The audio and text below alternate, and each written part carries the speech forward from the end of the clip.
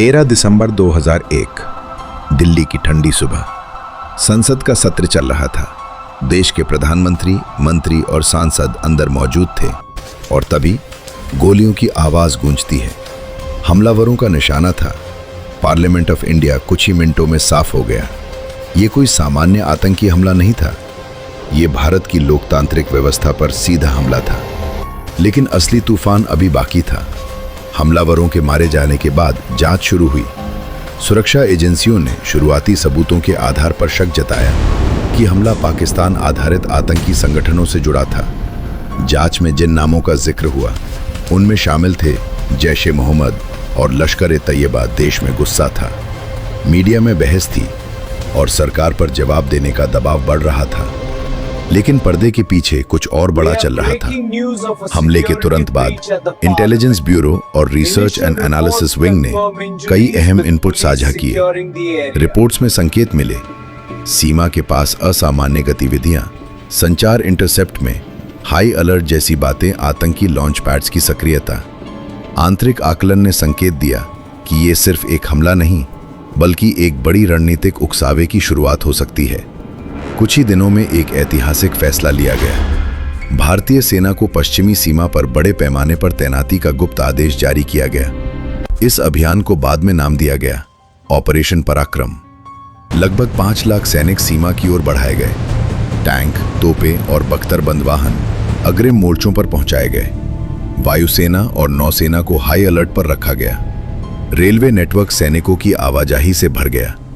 दक्षिण एशिया के 2 परमाणु शक्तियां आमने सामने खड़ी थीं। 1998 में दोनों देशों ने परमाणु परीक्षण किए थे। भारत ने किया था पोखरण 2 और पाकिस्तान ने चगाई 1। अब हालात ये थे, लाखों सैनिक सीमा पर मिसाइल यूनिट्स तैयार। राजनयिक संबंध, तनावपूर्ण, दुनिया भर की ताकतें चिंतित थीं। अंतर्राष्ट्रीय दबाव तेजी से बढ़ रहा था। इतने बड़े स्तर की सैन्य तैनाती का मतलब सिर्फ ताकत दिखाना नहीं होता, इसमें शामिल होता है गलती से गोली चलने का खतरा, किसी गतिविधि की गलत व्याख्या, सीमित झड़प का बड़े युद्ध में बदल जाना। कुछ क्षेत्रों में बारूदी सुरंगें बिछाई गईं। सैनिक महीनों तक सीमा पर तैनात रहे। एक छोटी सी चूक, एक गलत संकेत और युद्ध की चिंगारी भड़क सकती थी। अंतर्राष्ट्रीय स्तर पर कूटनीतिक प्रयास तेज हुए। विदेशी नेताओं की मध्यस्थता शुरू हुई। पाकिस्तान ने सार्वजनिक रूप से आतंकवाद के खिलाफ कार्रवाई का आश्वासन दिया, लेकिन जमीनी स्तर पर तनाव कम नहीं हुआ। ऑपरेशन पराक्रम लगभग 10 महीने तक चला। भारतीय इतिहास की सबसे लंबी शांतिकालीन सैन्य तैनाती। इस दौरान दुर्घटनाओं और तनाव से जुड़ी कई मानवीय क्षतियां भी हुईं। आज भी विशेषज्ञ बहस करते हैं, क्या इस तैनाती से रणनीतिक दबाव बना या धीमी सैन्य तैयारी ने आश्चर्य का तत्व खत्म कर दिया? क्या युद्ध सचमुच आसन्न था या ये एक नियंत्रित शक्ति प्रदर्शन था?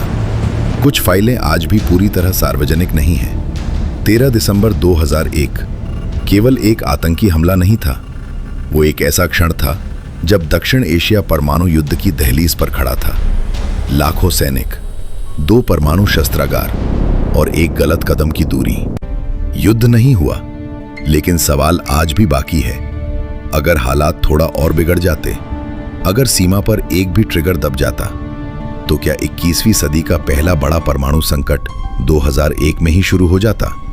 इतिहास के कुछ पल बीत जाते हैं, लेकिन उनका साया वर्षों तक बना रहता है।